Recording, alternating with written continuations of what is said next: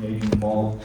So it doesn't really do anybody any good for it to get 2 weeks downstream and find out that there's no loan there, right? So even with the disclosure automation, just forcing them to run Maven and make sure that we have a pass on Maven, making sure that we're not missing any of the key information we would need. One of the great things about that tool is that you can customize it kind of to your extent. So if you want to start leveraging or throwing some additional features in there, maybe you sideline it for, today we sideline bond loans. We just want to give them a little extra attention, make sure we have all the I's dotted, T's crossed when it comes to the second liens. Yeah, I mean, any type of automation allows you to standardize the process flow, and that's big because you have a lot of loan officers who want to do things a lot of different ways, especially when you're bringing them in from other companies. So it's been a great way for us to share what we call our the NRL way, is what we call it, and a big piece of that is tied to the automation. This is how we do it. You're going to love it.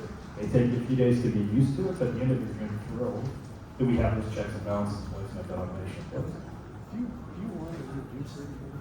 Yeah, I think it's good. Should we? Yeah. Step back and introduce folks? Yeah. I don't think they know who you are at all. You want to introduce yourself? Sure, I'm Robbie Chrisman's dad. What about Myrtle? Where? All right, Myrtle's dad. I'm the token capital markets guy, sends out a daily commentary, we'll occasionally add quips. The jokes are the best part. Don't even downplay those at all. The jokes are the best. I'm Rob Brumley, the CEO of Lender Toolkit. I suppose responsible for this. Thank you guys again for coming. Yes, thank you very much. And I'm Matt Kovach. I'm the Chief Strategy Officer for NRL Mortgage, and I do have to tell Rob, the PG-13 jokes are definitely my favorite. I'm Justin Demola, President of Lenders One. I work closely with Lender Toolkit on a lot of different projects. And I'm Robbie Chrisman, Rob Chrisman's son and Myrtle's brother. And top of the leaderboard. Come on, let's go. What Robbie doesn't We're know, on helmet here, by the way. what Robbie doesn't know is that, Yeah, this is much better. Not a video. I was gonna say, what you don't know is that Myrtle the cat is in the will, and Robbie is not. The first time finding out about that, so thank you. Is there a counselor? Or? All right, I do want to bring the rest of the panel in here and talk about fear of technology replacement. Kind of one of the fears of the AI out there is it's going to take my job.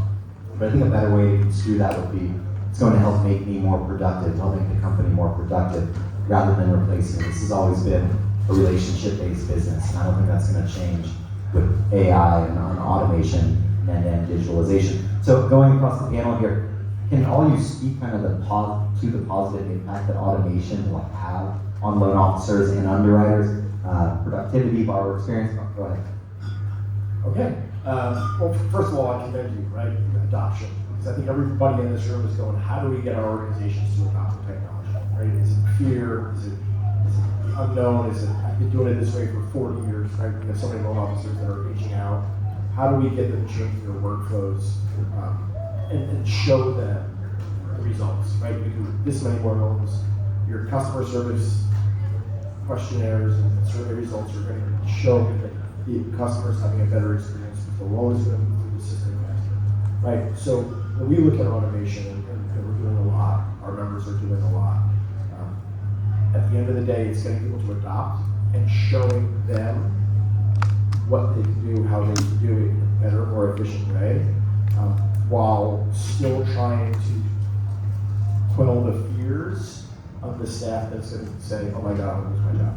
Right? Well, not necessarily. We'll repurpose you. Been around for a long time. We could give you a different skill set. You can still manage this, make sure this is working correctly. Unfortunately, in our business, volume's down.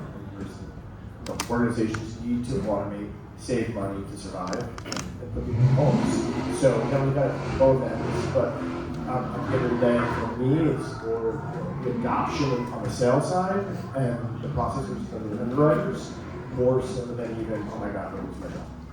Yeah, adoption's a big part of the organization. Our goal is to really shorten the amount of time it takes to close and originate a loan. And our industry has been tolerant of a 45-day turn time to get a mortgage origination. ICE a couple of years ago said that people would rather go to the dentist than get a mortgage loan. That's a problem. So, we feel like through technology, you're really empowering the people that are closest to the customer to do a great job, providing good experience. We like to beat up on the loan officers. I think they're kind of the fun part of most of our jokes a little bit, but they want to do a great job to with their consumers. They really want to deliver an out of this world experience. And how do you do that? You give them really relevant information up front. How are they supposed to advise the customer if they don't even have all the necessary information up front? They've got to kick it over the fence to an underwriter and have them review it before they can even tell them what's expected. Statistically speaking, as soon as you pull credit, you're going to have 20 other lenders call your customers. So how do you get past that? Well, you have to do things incredibly fast. You have to reach out to your consumer right away and get that loan in their hand. So through disclosure automation, you can get signed disclosures same business day. If you use AI behind just like the cars are really fast, right? AI underwriter, you can get Perfect timing. But you can put clear close. Again, the same day they apply. No more like here's a generic needs list. No more bank statements and pay stubs. If you'll tolerate a quick story for me, I got to do a loan actually just barely closed on a piece of property a little while ago, like 3 weeks ago. This local credit union should have used one of our customers, and loan officer. I know it's terrible, right? Loan officer says, hey, I need bank statements, pay stubs, W-2s, tax returns, and I'm like, oh, I'm a tech executive in this space. I have 20 years experience. Fastest loan you're ever going to see. No, not even close. It was 3 weeks before I even found out they had issues with taxes. They needed some additional clarifying documents. They needed something from the IRS, which I couldn't get. The anxiety level was so high. Now, how do you eliminate that anxiety for your customer? You give them all the information up front, and you can't do that without tools and technology, no matter how trained your people are. So. I think the most stressful part of the process, which you just went through, is the back and forth, right? And not knowing you have the cleanest deal on the planet, but if the loan officer or the processor or the underwriter is coming back and forth and back and forth and back and forth, you start to lose trust. You start to get really nervous that you may lose that home. So there's definitely something to be said about doing it all up front. And then to a second point on your question there, we've looked at the automated underwriter. I know we're going to move to that at some point, but the conversation that we have with underwriters is what you have to get their buy-in, and the easiest way to do that is say, what would you do if you no longer had to check any boxes?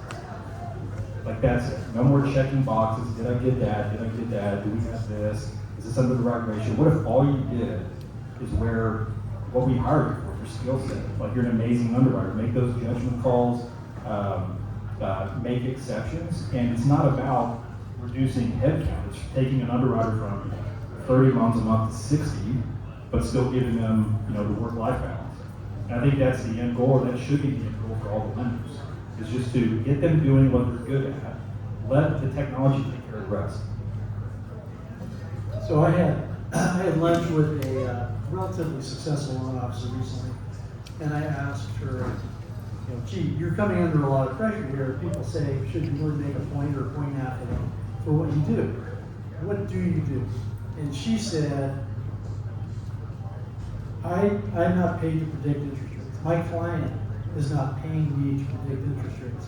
My client is paying me to offer the best product that we have at a competitive rate and offer great service. And so when you present it like that, I said, so is automation, do you feel that automation is going to replace you? She said, no, but it gives me more arrows in my quiver. I use that analogy a lot, but it gives them more leverage in order to do their job and help their clients. Every client is precious, right? You don't want to lose a client. And it does take a long time. And frankly, I'd rather go to the dentist than get a mortgage. Because going to the dentist, you're over, you frowning at, Justin. You're done in an hour, right? Painless for weeks. Well, we won't get into a flossing argument here. But it does make a difference in terms of providing loan officers and showing loan officers that they have the ability to be more efficient and help retain the clients that they have. And I think that's the argument that needs to be made. Yes. So, I mean, you look at auto loans. You get an auto loan for one of these cars now, right? Granted, it's not a move over someone's head, they're not moving their family in, right? It's not stability. But the auto loan process, they've done a very good job, right? They require extra documents, it's uploaded on the app, look at it, get it cleared, and be done with it. So, well, as an industry, I think we need to do better to get technology in front of our process from day one, right? Using those disclosures, the underwriter, whatever you can do to get there. But when you look at pushback from the staff, right, it's almost like you kind of have to start from scratch. The green underwriters, green loan officers are never going to say we've done this for 30 years, 20 years, whatever it is. But I think when we look at it, there's all the other financial industry tools work in a much more efficient way than mortgages. You know, speaking about adoption, you know, we say this a lot, but I can't tell you the difference it makes when the executive team is open and honest and transparent about what they're trying to accomplish. If you're not talking to your staff about implementing a particular tool and how that'll impact their job, interestingly enough, you'll have the initiative to go launch automated disclosures. And the executive signs on the contract, and they hand it over to the individual employees. They don't talk about it. That employee actually stops the project, puts barriers in front, and tell the executive team it sucks, it's terrible, because they're afraid of their losing their job. We don't find that people just lose their job. They get reallocated to different things. They have better, maybe work on exceptions or have a better opportunity for growth within the organization. And you have to, as a leadership team, talk to your team about that, or you'll never get the technology adopted and implemented at all. So I have a question for the group. How many people in this room have pushback from loan officers that say, I want to use this technology, whether it's CRM or POS? And everyone, right? Okay. And one of the biggest battles that our members generally have is, well, it's a down market and this guy closes 5 loans a month, or this guy closes 10 loans a month. If I don't give him what he wants, he's going to go somewhere else. So I don't think we have the answer, but that's the question that you have to start asking. How do you fix that? Right? How do you get the mindset, the corporate philosophy and culture throughout your organization that you don't let the inmates run the assignment? And that's unfortunately, I was a loan officer, I originated loans for 28 years, so I get it. But at the end of the day, it's your organization, and you gotta get that through your organization the right way.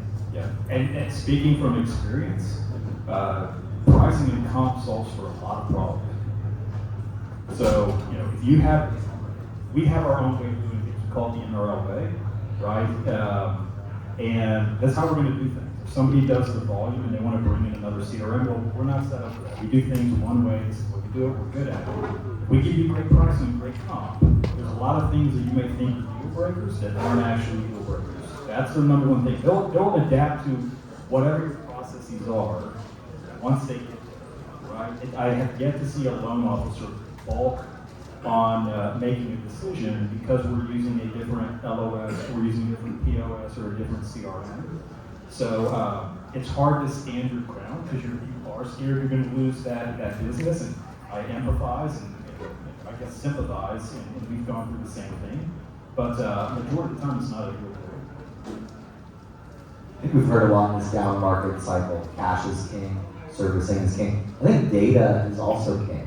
Clean data, ways that companies can leverage that data in order to use it to their advantage. I want to talk data to you two for a minute and bring you two in.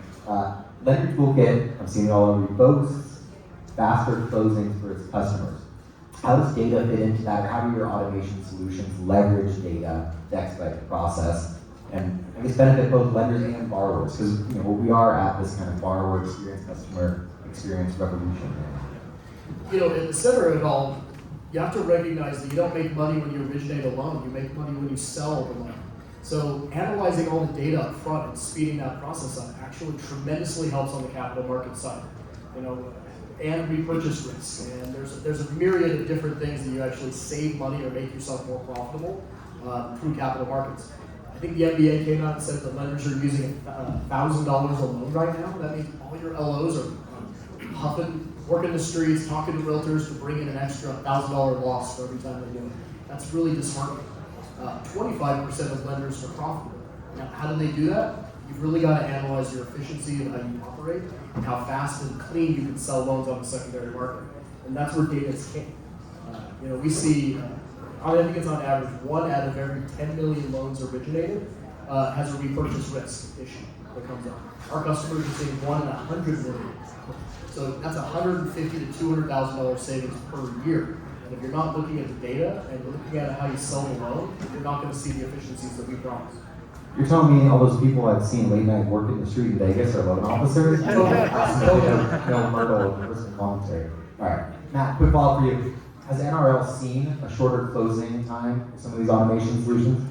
We have, yeah. I mean, I think the disclosure automation speeds things up quite a bit. We also leverage it for our initial CD, which starts another clock, right? So being able to do that and push that further upstream, it has definitely helped. But to Brett's point, I think that there's, it would be a mistake not to talk about the speed of purchase on the back end, right? While when the loan closes, the loan's sitting on a warehouse line, we're incurring costs. It gets shipped to the investor, it gets suspended. I mean, it can take 30 days to get a loan purchased. Extension fees, and then worst case, reallocation. Turns out the investor doesn't like something on the loan, and if you had read through all 800 pages of the guidelines, you would have noticed that. And so to have tools like what we leverage with LTK, we've actually eliminated that risk. So we no longer, there's a 0% chance that we allocate a loan to an investor that's not going to take it. They may not like the income calc, and I can't do anything about that. But just with Prism, we have Prism, absolutely. Disagree with the comps we used on the appraisal. But to be able to send the loan to an investor, know that they're not going to kick it back for something in their guidelines, know that I've got a super clean file where the data's been validated and it's clean, just the savings in warehouse cost has been significant. It's hard to put a dollar value on that, but the elimination of a lot of purchase risk, a lot of reallocation risk, and warehouse costs, I mean, you're talking in millions per year. And I think too many people get hung up on what an initial investment cost is and not what the end result in savings is, which is unfortunate. Any thoughts before we move on? We got a couple more questions before I open up to the audience. Okay. Very well. Let's talk about how automation can standardize the loan origination process and the benefits. Why don't you start by talking about Lender Toolkit in general, how this is a benefit to the industry? Sure, yeah. So for those that don't know us, obviously we do automation products. We started out as a services-based company, which I think kind of makes us unique in the market. Our teammates are amazing. They've been in the mortgage space doing encompass administration or operations for years.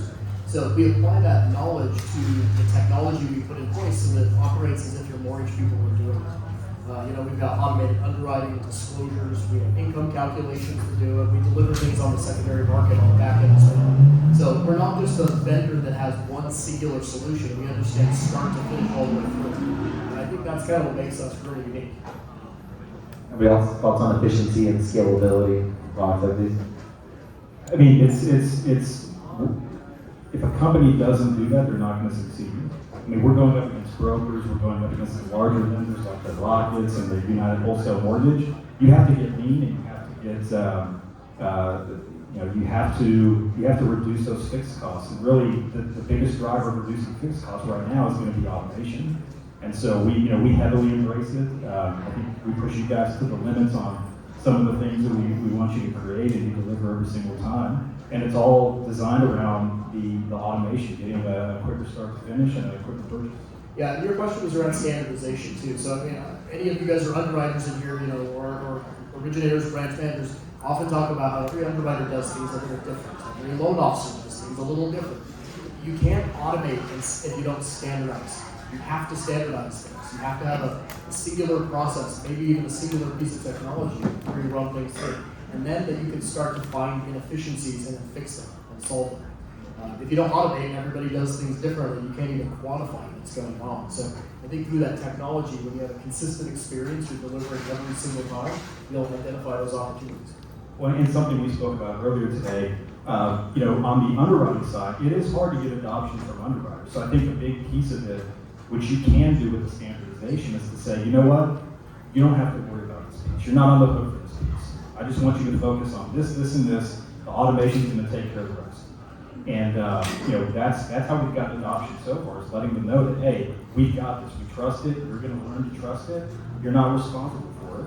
So yeah, the AI underwriting tool is phenomenal. The trust is such an important aspect. You know, you can't just implement some technology and be like, your people will doubt it, they won't use it, you have problems with adoption.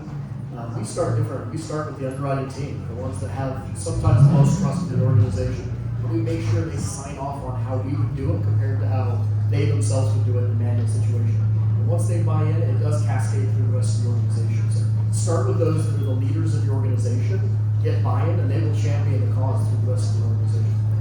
Well, I asked about scalability, but now I want to talk about cash, because that really is what is setting apart successful from less successful company.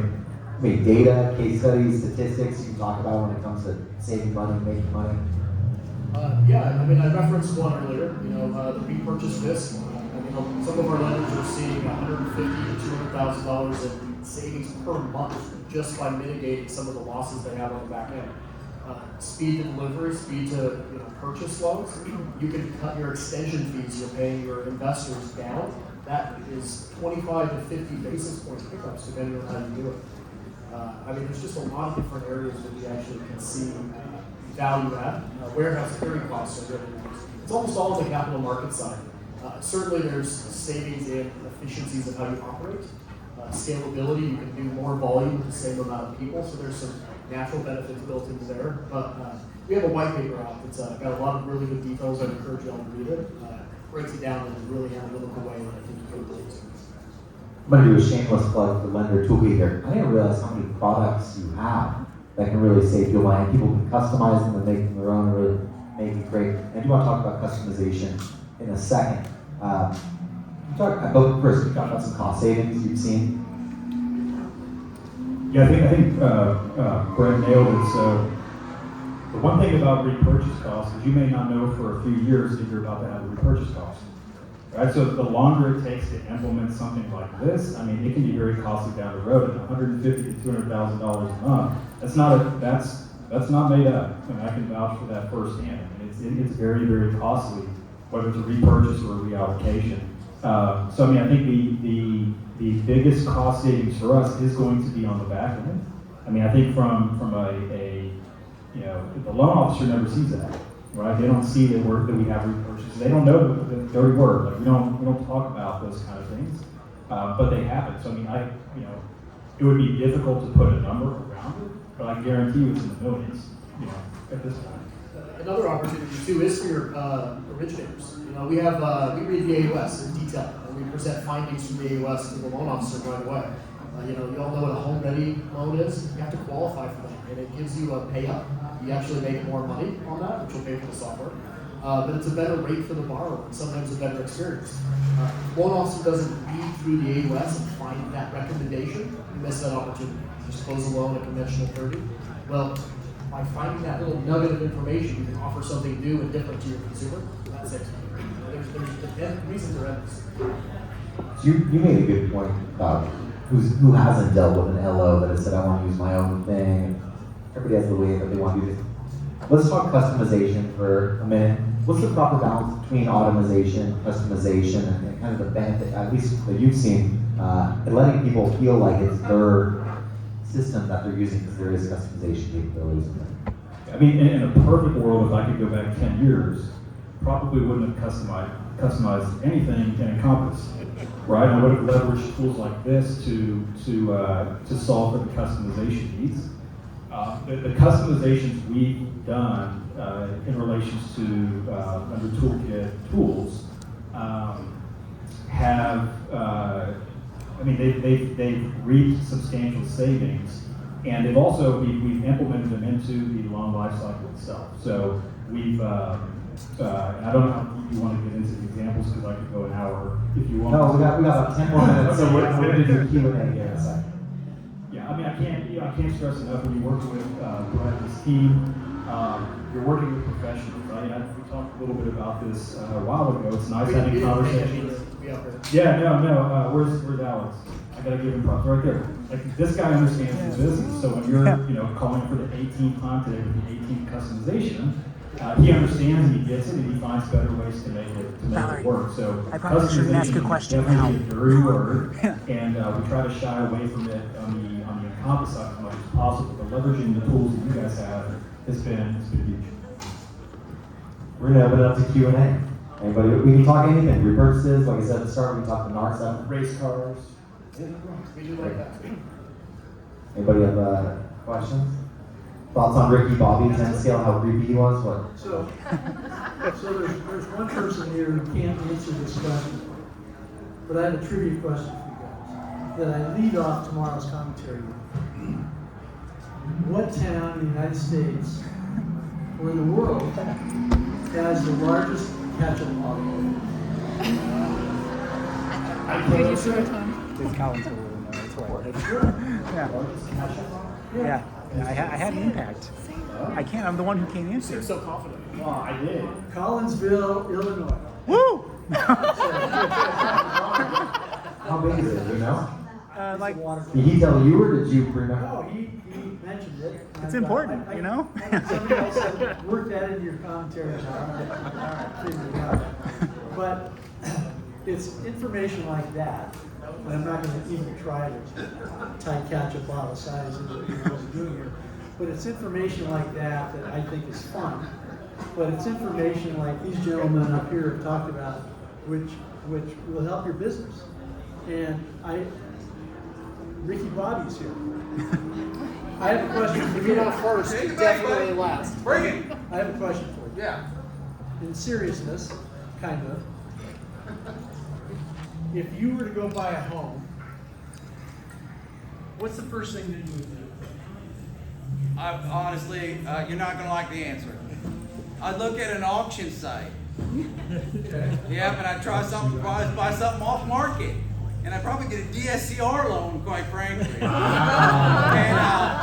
because I'm all about the investment, you know what I mean? I already live in a house, so if I was going to buy a house now, it'd be for an investment. But that's a good one. And how would you find if you had to finance that house? Would you ask a friend? Would you just go to a local bank? I would probably just look around all the business cards I've gathered from this room right here. All right. Jacob Baker. Any questions out there? Anybody? Nobody wants to learn anything new? No one's, So is this live? yeah, I think I'm gonna air this on Thursday. We'll see what kind of audio quality. Okay. Grant. So with all the changes that lenders need to do to implement new technology, what do you think would be a reasonable amount of change management staff that a lender would need to have as we move into the future of the next 5-10 years? I mean, obviously everything we implement comes with a little bit of implementation help, but internally we have to have SMEs, we've got to have certain people who can fix what breaks, you know, and so what do you think is a reasonable amount of change management staff as we move into the future? First off, I love that you characterize this as what kind of change management staff should you have. So first off, some, right? A lot of lenders have nothing. You know, they give it to their manager to do, which is the worst decision you can do. Managers are busy. Sometimes they're disconnected from the process. So you should definitely have a subject matter expert in the area. We really suggest even sometimes somebody that's kind of in the middle of the road, doesn't know as much, but has a great drive. You know, really wants to get things done, can be influential. It depends on the complexity of the project and the size of the company and what you're trying to change all at once. If you're going to implement like start to finish automation for the entire process, you need at least 1 to 2 people for every department that you're going to impact, so that you have a backup, a cross trainer, and somebody that can do it. You also must have technology people. Please stop using processors as your admins, your technical people. They're not qualified. I apologize if any of you guys are processors.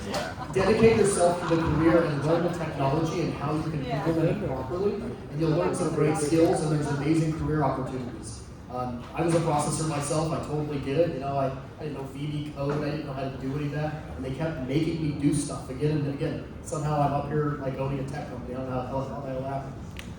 But definitely have dedicated resources, ones that can focus on the initiative, and you also must have executive buy-in and leadership involved in the process, or it won't be successful. What do you think the next big technology piece is? I mean, I use Lender Toolkit and some of the other services, and you've got pieces all over. But what's the next big thing to change where we're at and where I know we're modifying and we're managing and we're growing what we have, but what's the next big thing? Yeah, the question is, what's the next big thing in tech to come to our space? I think generative AI, everybody's talking about right now. It's in its infancy. They're great at building amazing marketing material and content, and maybe doing a flyer or creating a realtor site. It is not ready for prime time just yet. Generative AI likes to make up things. Can you imagine them making up underwriting guidelines on the fly? Really bad. So I think if you're going to go beyond generative AI as it gets adopted, you're probably looking at more predictive analysis, analyzing the underlying components of a loan and why it was approved and how it was approved. As long as we can mitigate bias in the industry, you'll see a lot more like when you apply for a loan, they'll be like, yeah, this person's applied, it's going to be approved because of a lot of other factors. I think that's most likely where it's going to go. Possibly even selling loans faster in the secondary market through really, really great predictive analysis. I agree. I also think, as an industry, we need to do better with the day one certainty type of products, right? Single source of truth of documents, and reduce fraud, repurchases, etc. I think while people are trying to get these waterfalls in place and they're trying to get automation moving, I think again as an industry we need to figure out the best way to get all the products and services you need to manufacture a loan up front instantly as quickly as possible. Whether it's the consumer permission-based stuff or the instant stuff, at the end of the day, that will then speed up everything else throughout the process, and then give you the data you need, to go through the process. Yeah, one of our customers loves social media, and every single time they get a 1 day clear to close, they broadcast it online.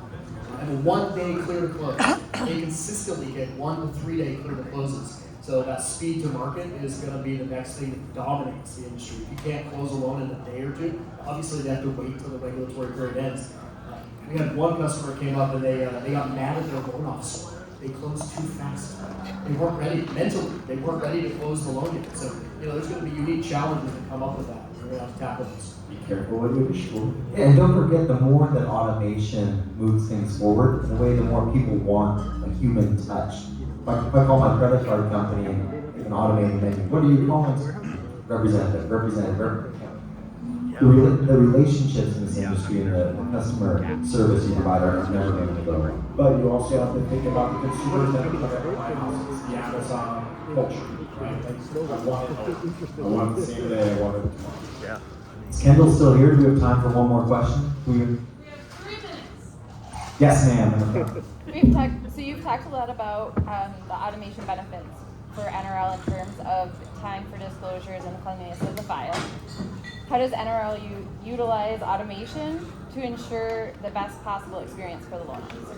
So the question was, how does NRL use automation to leverage the best possible experience for the loan officer? I mean, it's actually mutually beneficial because the less I can have them to do, the better all of us are.